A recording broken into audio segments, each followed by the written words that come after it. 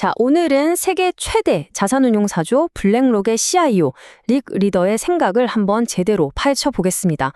그의 아주 정교하고 다차원적인 분석 틀을 통해서 지금 이 복잡한 시장을 우리가 어떻게 바라보고 또 헤쳐나가야 할지 그 실마리를 찾아보겠습니다. 와, 지금은 역대 최고의 투자 환경이다. 요즘 같은 때에 정말 대담한 발언이죠. 아마 많은 분들이 고개를 갸우뚱하실 거예요. 하지만 이 말, 그냥 하는 말이 아닙니다. 아주 깊은 뜻이 숨어 있어요. 이게 그냥, 와, 시장 좋다. 이런 단순한 뜻이 절대 아니에요. 오히려 지금 이 복잡하기 짝이 없는 경제를 푸는 일종의 마스터키 같은 말이거든요. 자, 지금부터 그 진짜 의미가 뭔지 한꺼풀씩 같이 벗겨보시죠. 자, 여기서 핵심은 최고라는 말이 예전처럼 그냥 가만히 있어도 밀물이 들어와서 모든 배를 띄워주는 그런 쉬운 시장을 뜻하는 게 아니라는 겁니다. 그 시대는 이제 끝났다는 거죠. 대신에 아주 특정 분야에서 기회가 정말 폭발적으로 또 다양하게 터져 나온다는 바로 이 기회의 다양성에 주목해야 한다는 겁니다. 그러니까 다시 말해서 이제 시장은 뭐 금리 하나 올리고 내리는 걸로 모든 게 결정되는 그런 단순한 기계가 아니라는 겁니다. 기술, 정책, 사람들 심리 이런 것들이 막 서로 얽히고 설켜서 진짜 어디로 튈지 모르는 살아 숨쉬는 유기적인 생태계처럼 변해버렸다는 거죠.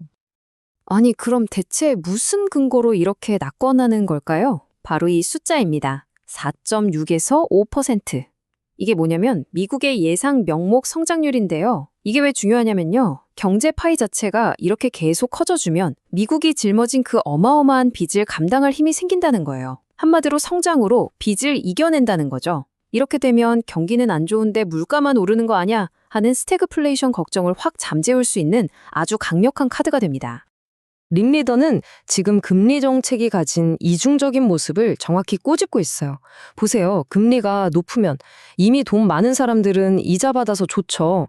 근데 돈 빌려서 사업하고 집 사야 하는 우리 같은 일반 서민들이나 기업들은 힘들어지잖아요. 결국 경제 전체를 살리려면 금리를 내려야 하는 이 딜레마.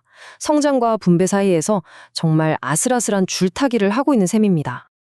자, 그럼 이렇게 복잡한 시장 대체 어떻게 뜯어봐야 할까요? 릭 리더는 아주 명쾌한 분석 틀을 제시합니다. 바로 세상을 보는 세 가지 렌즈를 동시에 사용하자는 거죠. 그 세 가지의 렌즈가 뭐냐면요. 첫째는 숲 전체를 보는 거시적 관점, 둘째는 나무 하나하나를 살피는 미시적 관점, 그리고 마지막으로 이 숲과 나무가 서 있는 땅 자체를 바꾸고 있는 기술적 관점입니다. 이 세 가지를 다 합쳐서 입체적으로 봐야만 비로소 시장의 진짜 모습이 보인다는 겁니다. 자, 이 차트를 한번 보세요. 미시적으로 시장이 어떻게 쫙 갈라지고 있는지를 아주 적나라하게 보여주죠. 몇몇 거대 테크 기업들은 정말 말도 안 되는 성장을 하고 있는데 나머지 회사들은 거의 제자리 걸음이거나 오히려 뒷걸음질 치고 있어요. 이게 바로 기업 실적의 양극화입니다.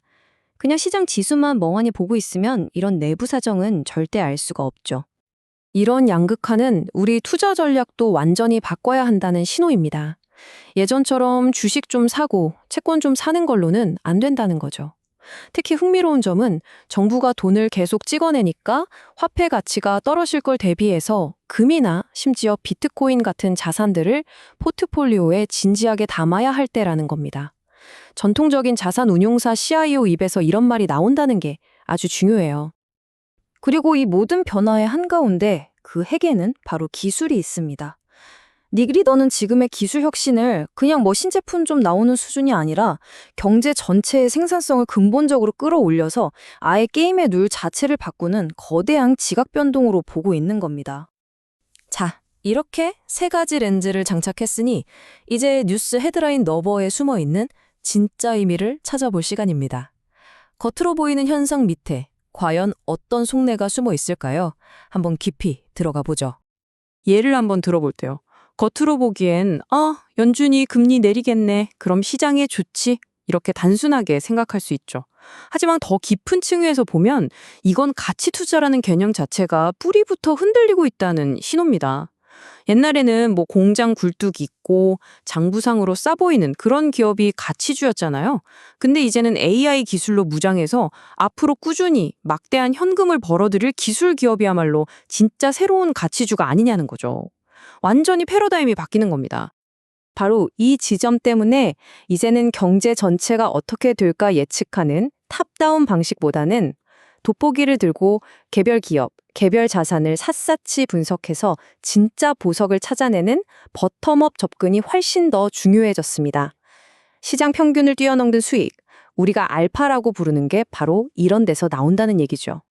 좋습니다. 그럼 이렇게 복잡하고 새로운 시대, 우리는 도대체 어떤 투자 철학을 가져야 할까요? 릭 리더는 3가지 핵심 원칙을 제시합니다. 이걸 꼭 기억해야 합니다.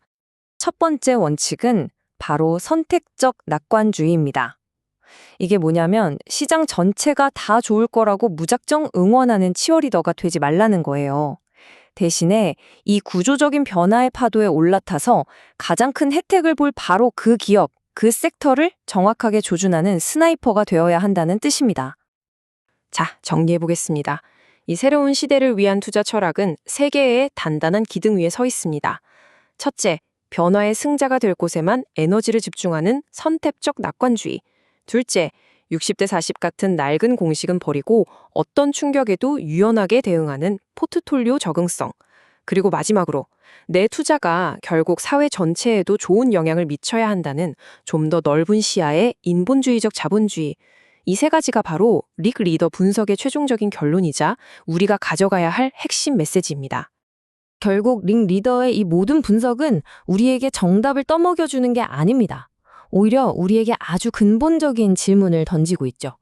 그는 이 거칠고 역동적인 시대를 항해하는 데 필요한 생각의 지도, 하나의 프레임워크를 제시했을 뿐입니다. 자, 이 복잡성의 시대에 여러분 자신만의 전략은 무엇입니까?